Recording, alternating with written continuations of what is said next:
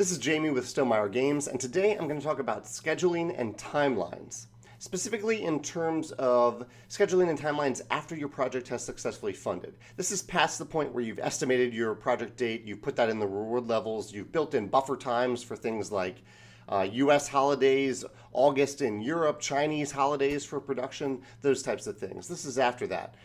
One of the first things you can do is, even though you can't update your reward levels after the project is funded or after even you have a single backer, you can update backers on a regular basis to let them know how production is going and what your revised estimates are.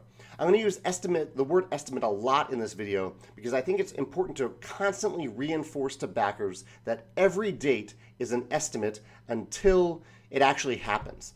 So, for example, after your project ends, you can put a project.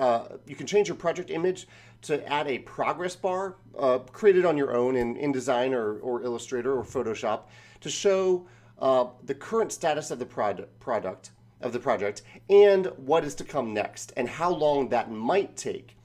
And whenever you do an update like this, whenever you change that progress bar, whenever you post an update, even elsewhere, your e-newsletters and other places like that, stress that everything is a range.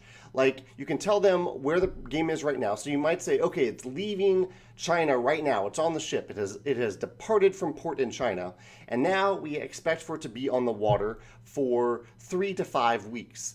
Put a range in there so backers know that you're doing your best to guess that estimate, but you don't really know. And even that, if whatever the first number is, I'd recommend buffering that a little bit, because often backers will see that first number and they will think that's when it's going to happen for sure.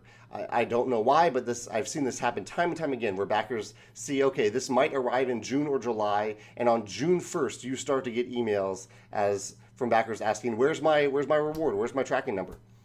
I also recommend sharing with backers the vessel number for the ships that are traveling from wherever you're making the game, especially if you're making it in China. Backers seem to like to know, but at least have the ability to see exactly where their game is on that ship.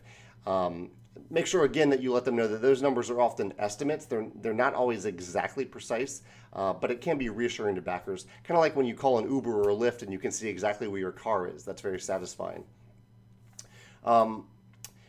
Yeah, I think that's it. Those are the key elements of scheduling and timelines after your project is over. Just keep backers updated and let them know that everything is an estimate. If you have any questions about this topic, feel free to visit my blog, the Kickstarterlessons.com blog. There's a scheduling and timeline section there, or post in the comments below. Thanks.